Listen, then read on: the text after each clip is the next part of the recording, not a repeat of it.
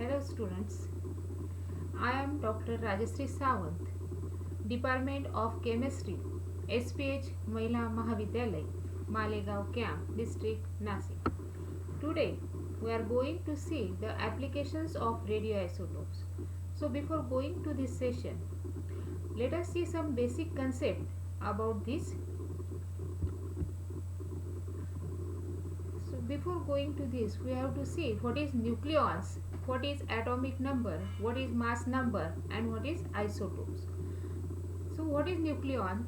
The proton and neutron together in the nucleus is called as nucleons. The number of proton and number of neutron together in the nucleus is called as nucleons. Then what is atomic number? The number of protons present in the nucleus is called as atomic number, and this atomic number is denoted by the letter capital Z. What is mass number? The sum of protons and neutrons together in the nucleus is called as mass number. The sum of protons, that is Z, and the sum of protons and the neutrons, that is the N, together making up the nucleus in an atom is called as mass number. Mass number is denoted by the letter A, capital A. So capital A, that is the mass number, is equal to Z, that is the number of proton, plus N, that is the number of neutron. What is isotopes?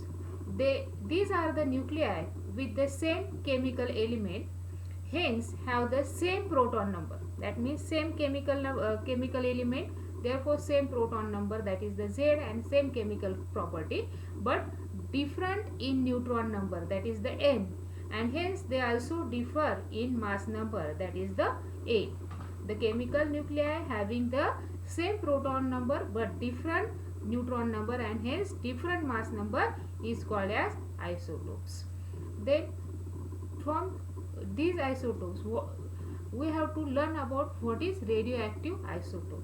So the isotopes are subdivided into two categories, that is the stable isotopes and the radioactive isotopes, or it is called as unstable isotopes.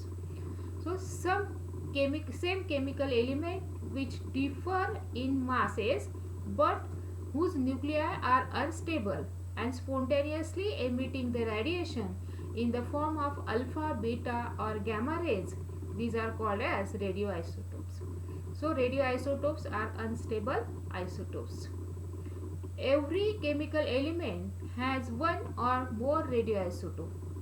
Every chemical element has one or more radioisotope. For example, hydrogen, which has the three isotopes, that is the hydrogen 1, hydrogen 2 and hydrogen 3. Out of these three isotopes, the hydrogen 3, that is called as tritium. This tritium is the radioactive isotopes, and other two are the stable isotopes, that is hydrogen 1 and hydrogen 2 are stable, and hydrogen 3, that is the tritium, is a radioactive isotope. That means it is an unstable isotope. The radioisotopes have many useful applications in medicine as well as in age determination.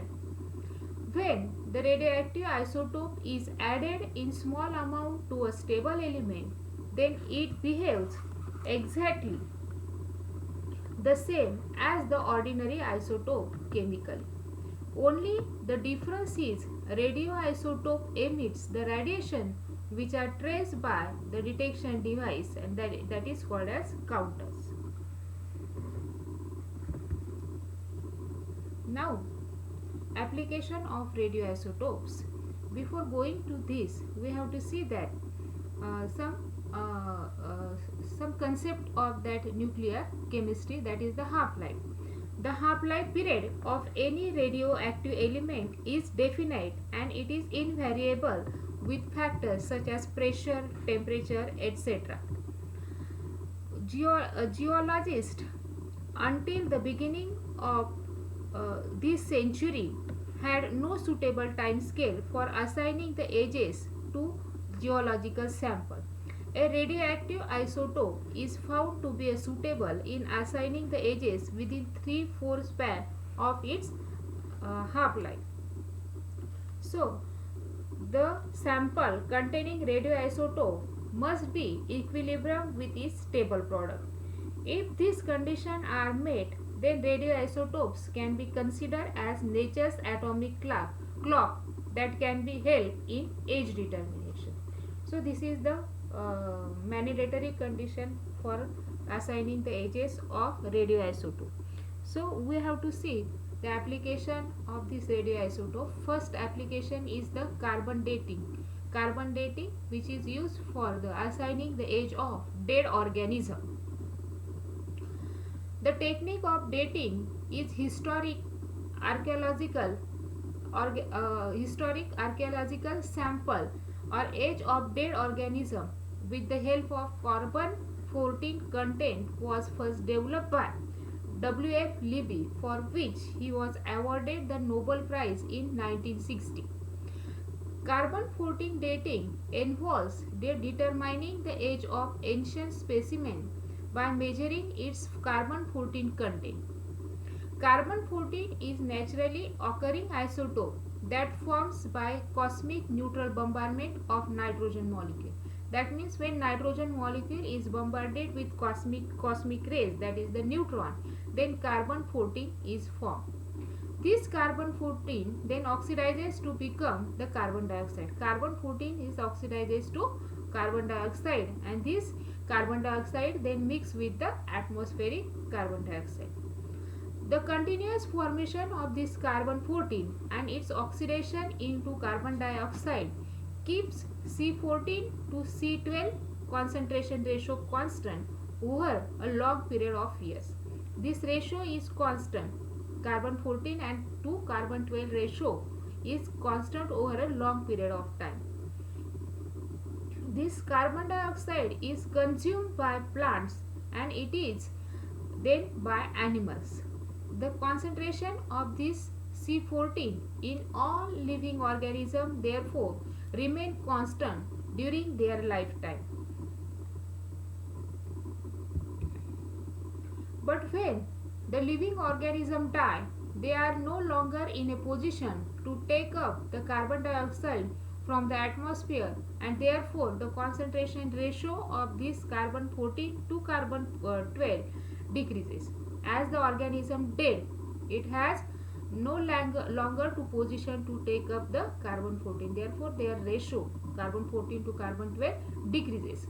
So, carbon 14 has half-life 4700 years. The object loses half of its carbon content. That means if there is 1 gram of carbon, then to become 0.5 gram, it requires 4700 years. This is called as half-life of that carbon. So, some from many years, that is made of wood, charcoal, bones, or any other such type of material can be dated using this carbon 14 dating.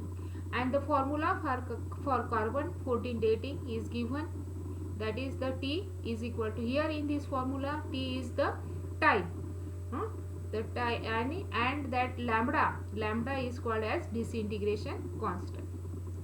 The next application is the use of tritium. That means the second application, use of tritium in age of water sample. So tritium has half-life 12 to 33 years.